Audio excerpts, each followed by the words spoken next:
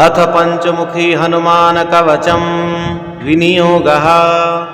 ओम अस्य श्री पंचमुख हनुमान मंत्रस्य ब्रह्मा ऋषिः गायत्री छन्दः श्री पंचमुख विराट हनुमान देवता ह्रीं बीजं श्रीं शक्तिः क्रौं कीलकं क्रूं कवचं क्रैं अस्त्राय फट् मम सकलकार्यार्थ सिद्ध्यर्थे जपे पाठे च विनियोगः। ईश्वर उवाच अथ ध्यानं प्रवक्ष्यामि शृणु सर्वाङ्गी सुन्दरं यत्कृतं देवदेवेशि ध्यानं हनुमतः प्रियं पञ्चवक्त्रं महाभीमं त्रिपञ्चनयनैर्युतं बाहुभिर्दशभिर्युक्तं सर्वकामार्थसिद्धिदं पूर्वं तु वानरं वक्त्रं कोटिसूर्यसमप्रभं नष्ट्राकरालवदनं भ्रुकुटिकुटिलेक्षणम् अस्यैव दक्षिणं वक्त्रं नारसिंहं महाद्भुतम् अत्युग्रतेजो वपुषं भीषणं भयनाशनं पश्चिमे गारुणं वक्त्रं वक्रतुण्डं महाबलं सर्वनागप्रशमनं विषभूतादिक्रन्दनम् उत्तरे शौकरं वक्त्रं कृष्णं दीप्तं नभोपमं पाताले सिंहवेतालं ज्वररोगादिक्रन्दनम् ऊर्ध्वं हयाननं घोरं दानवान्तकरं परं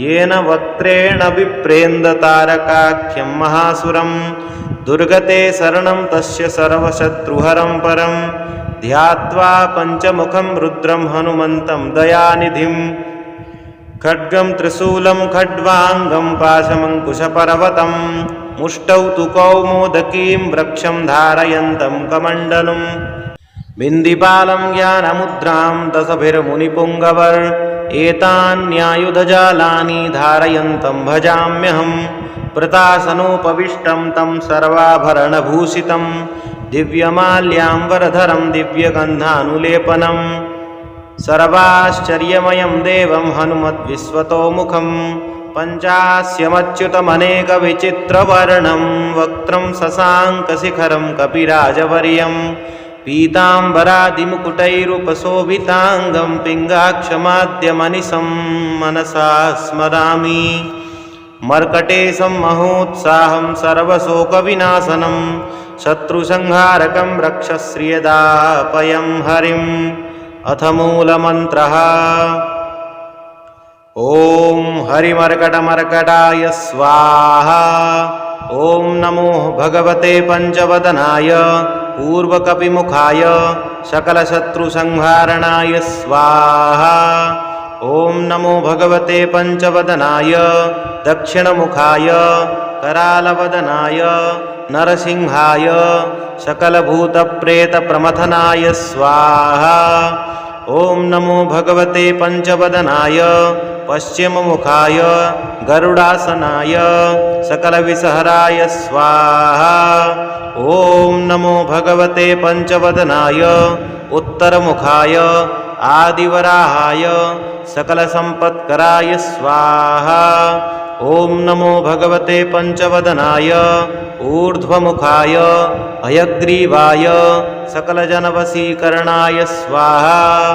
अत विनियोगमन्त्रः ॐ अस्य श्रीपञ्चमुखी हनुमत्कवचस्तोत्रमन्त्रस्य श्रीरामचन्द्र ऋषिः अनुष्टुप्छन्दः पञ्चमुखी वीरहनुमानदेवता हनुमानिति बीजं वायुदेवता इति शक्तिः अञ्जनीसुत इति कीलकं श्रीरामचन्द्रवरप्रसादसिद्ध्यर्थे जपे पाठे च विनियोगः। अथ करन्यासः ॐ हं हनुमानङ्गुष्ठाभ्यां नमः। ॐ गं वायुदेवता तर्जनीभ्यां नमः। ॐ अं अञ्जनीसुताय मध्यमाभ्यां नमः। ॐ रं रामदूताय अनामिकाभ्यां नमः। ॐ हं हनुमते कनिष्ठिकाभ्यां नमः। ॐ रुं रुद्रमूर्तये करतलकरपृष्ठाभ्यां नमः। अथ हृदयादिन्यासः ॐ हं हृदयाय नमः। ॐ वं शिरसे स्वाहा। ॐ अं शिखायै वसट्। ॐ व्रं कवचाय हुं। ॐ हं त्रिनेत्राय वौसट्। ॐ रुमस्त्राय फट्। अथ ध्यानम् श्रीरामदूताय आञ्जनेयाय वायुपुत्राय महाबलपराक्रमाय सीताशोकनिवारणाय महाबलप्रचण्डाय लङ्कापुरीदहनाय फाल्गुनसखाय कोलाहलसकलब्रह्माण्डविश्वरूपाय सप्तसमुद्रान्तराललङ्घिताय पिङ्गलनयनामितविक्रमाय सूर्यबिम्बफलसेवनाय पराक्रमाय सञ्जीवन्या अङ्गदलक्ष्मणमहाकपिसैन्यप्राणदात्रे दशग्रीवविध्वंसनाय रामेष्ठाय सीतासह रामचन्द्रवरप्रदाय षट्प्रयोगागमपञ्चमुखी हनुमन्मन्त्रजपे विनियोगः। अथ कवचमन्त्रः। ॐ ह्रीं हरिमर्कटमर्कटाय स्वाहा। ॐ ह्रीं हरिमर्कटमर्कटाय वं वं वं वं वं वौषट् स्वाहा। ॐ ह्रीं हरिमर्कटमर्कटाय फं फं फं फं फं फट् स्वाहा। ॐ ह्रीं हरिमर्कटमर्कटाय खं खं खं खं खं मारणाय स्वाहा। ॐ ह्रीं हरिमर्कटमर्कटाय ठं ठं ठं ठं ठं स्तम्भनाय स्वाहा। ॐ ह्रीं हरिमर्कटमर्कटाय डं डं डं डं डमाकर्षणाय सकलसंवत्कराय पञ्चमुखी वीरहनुमते परयन्त्रतन्त्रोच्चाटनाय स्वाहा। अथ दिग्बन्धनम्। ॐ कं खं गं घं यं चं छं जं झं यं टं ठं डं णं तं थं दं धं नं पं फं वं भं मं यं रं लं वं शं शं शं हं क्षं स्वाहा इति दिग्बन्धः। ॐ पूर्वकपिमुखाय पञ्चमुखी हनुमते ठं ठं ठं ठं ठं सकलशत्रुसंहारणाय स्वाहा। ॐ दक्षिणमुखे पञ्चमुखी हनुमते करालवदनाय नरसिंहाय ॐ ह्रां ह्रां ह्रां ह्रां सकलभूतप्रेतदमनाय स्वाहा।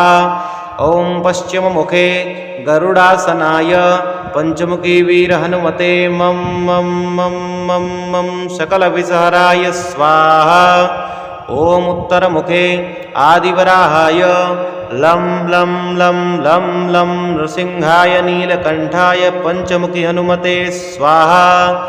ॐ ऊर्ध्वमुखाय हयग्रीवाय ह्रूं ह्रूं ह्रूं ह्रूं ह्रूं रुद्रमूर्तये पञ्चमुखी हनुमते सकलजनवश्यकराय स्वाहा।